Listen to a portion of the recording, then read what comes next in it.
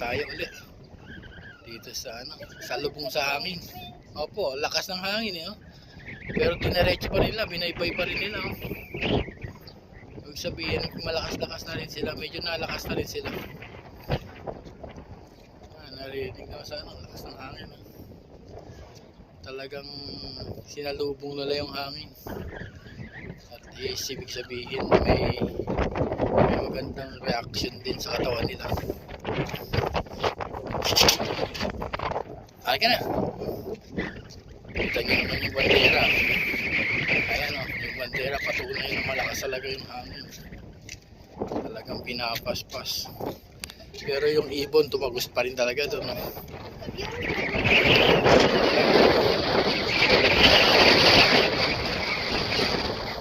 Opo, yun. That is the reference. How strong the wind is. Because the flag.